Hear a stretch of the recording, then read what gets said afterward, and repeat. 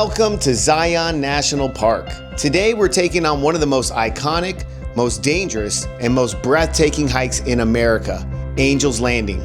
If you're thinking about doing this hike or just want to experience it from home, this video is going to walk you through every single section, every major landmark, the history, the dangers, and even some of the tragic stories tied to this legendary trail.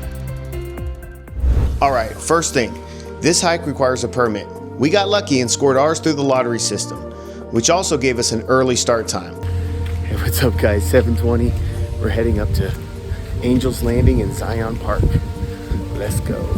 Our journey begins right here at the grotto, located at shuttle stop number 6 inside Zion Park. This is where almost everyone starts their Angel's Landing hike. From this point, we're looking at roughly 5.5 miles round trip with about a 1,500 foot elevation gain.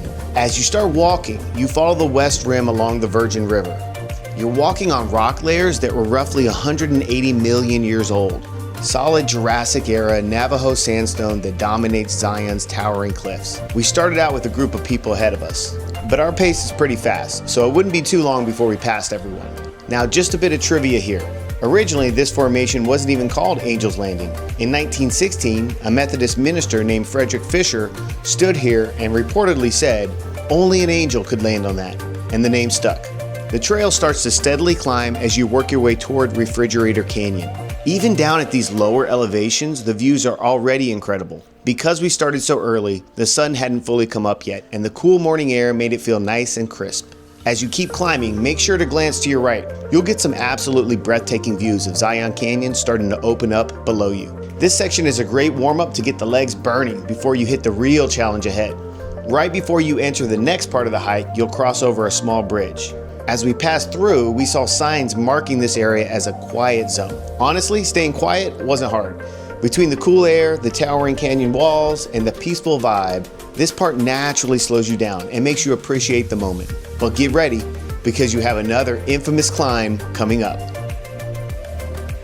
Exiting Refrigerator Canyon, we hit one of the most famous features of Angel's Landing, Walter's Wiggles. This is a series of 21 tight, steep switchbacks stacked like a ribbon up the mountain. Built in 1926, these were designed by a man named Walter, Zion's first park superintendent. And let me tell you, these switchbacks were a calf burner. They pack a ton of elevation gain into a very short distance.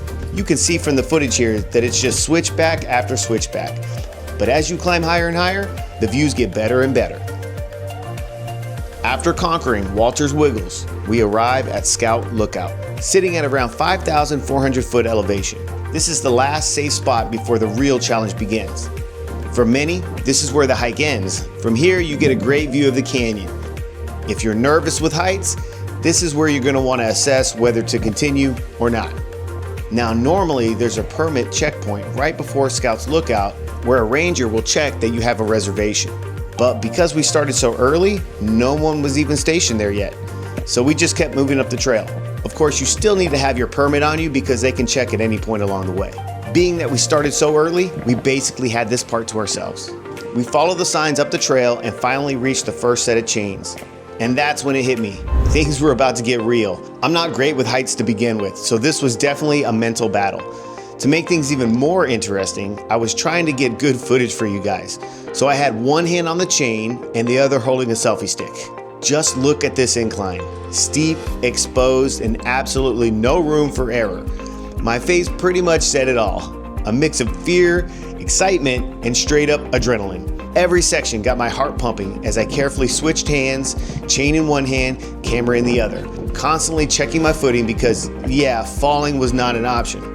Some stretches didn't even have chains, which means I had to keep repeating to myself, don't look down, don't look down. But the moment I got a grip back on the chain, I couldn't help but pause, look around, and take in the incredible views. The climb kept going higher and higher, and right about now, the sun was finally peeking over the canyon walls, lighting up the tips of everything around us. It was absolutely unreal. This part right here felt super sketchy. One wrong step, one little slip, and you're gone.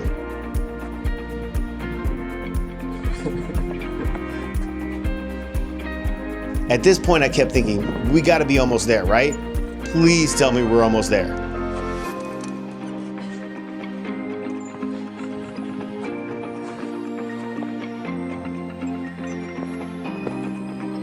As we made it past this section, the trail split a little, and I honestly wasn't totally clear on which way to go. I picked one route, and my wife picked another.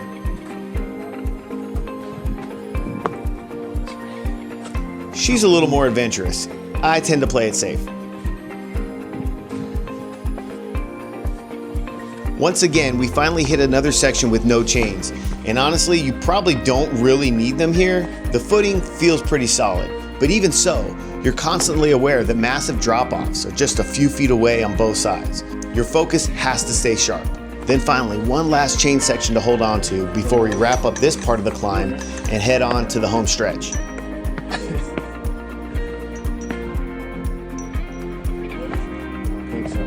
At this point, I'm looking around thinking, where do we go from here? Is it going to be to the left, right? Maybe up here. We've got to be almost done, right? Then I look behind me and see my wife heading in the opposite direction. And I'm like, where is she going? And then it hits me, you got to be kidding me. That's what we have to climb? Turns out that last section wasn't even the main climb. What's coming up now looks even sketchier than what we just did. My nerves are starting to kick in all over again. This is where Angel's Landing earns its reputation. For this next part, you'll be traversing a spine of rock, only a few feet wide in places, with 1,000-foot drop-offs on either side.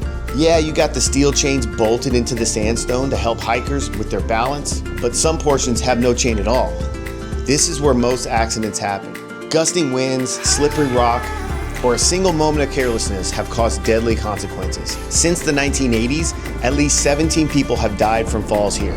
One of the most tragic stories occurred in 2019 when a 19-year-old hiker lost their footing and fell to her death. In 2007, a man from St. Louis slipped while trying to pass another hiker. These incidents highlight just how serious this section is. As you keep moving up, you start to look down and see the road below. And let me tell you, it's pretty intimidating. I made sure to keep at least one hand on the chain at all times. No way I was gonna fall from up here. Meanwhile, my wife is over here just casually taking pictures, not even holding onto the chain, acting like it's not even a big deal. Now this part right here, this is what they call the spine. And honestly, it was probably the scariest part of the entire climb for me. The wind was howling through here, which just added even more adrenaline to an already sketchy situation. I'm gripping the chain like my life depended on it, because let's be real, it kind of does.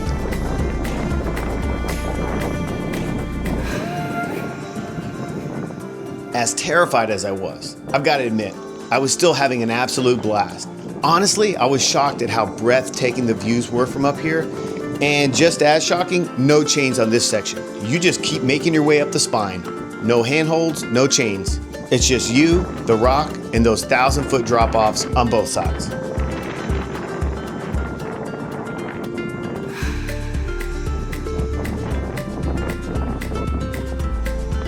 Okay, finally you reach the next section of chains. Now this part definitely had me super focused, especially having to briefly let go of the chain from time to time. No way I was gonna fall down holding this dang selfie stick.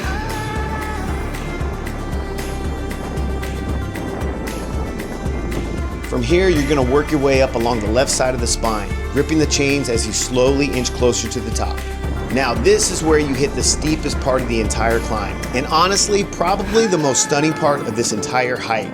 I mean, just look at this. You're staring straight down and you can see the road below you. The wind is really ripping through here, and I kept thinking one slip backward and that's it. But I just kept climbing, one foot after the other, sweaty palms gripping that chain, and honestly laughing a little bit at the situation I had gotten myself into. The climb just seemed to keep going and going. But man, these views, sheer cliffs dropping off to my left, absolutely unreal.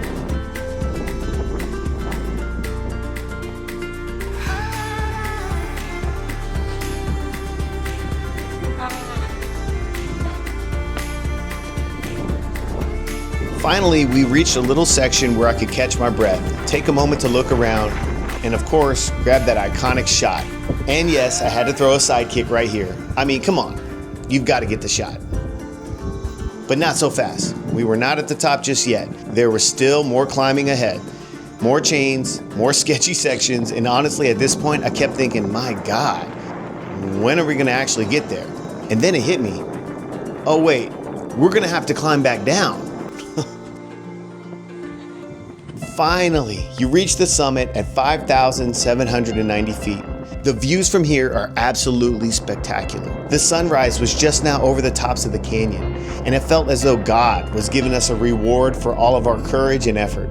In order to get to the very tip, you still have to make your way across the last part of the spine. The trees growing from up here were really cool to see. From the top, you can see the Great White Throne, Cathedral Mountain, Observation Point, and you can watch the Virgin River snake its way through the canyon far below. We finally reached the peak. There were just 2 other couples up here soaking in the views. Honestly, it was way less crowded than what I'd seen in photos, and definitely less packed than it probably was later in the day. Now comes the part many people underestimate, the descent. You're tired, your legs are wobbly, and gravity is working against you. Most accidents actually happen on the way down. Take your time, let faster hikers pass if you need to, use those chains, stay completely focused. Remember, no photo or selfie is worth risking your life. Angel's Landing is one of the most incredible hikes you can do, not just in Zion, but anywhere in the world. But with that beauty comes some very real danger. Prepare, respect the trail, know your limits, and hike smart. If you've done Angel's Landing, please drop a comment below and share your experience. What was the scariest part for you? Or were you not even scared at all? And if you're planning to hike it one day, I hope this video helps you get ready. Thanks for watching, guys. If you're watching this on YouTube, please don't forget to like, subscribe, and check out my other hiking videos for more epic trails across the country. See you guys on the next video.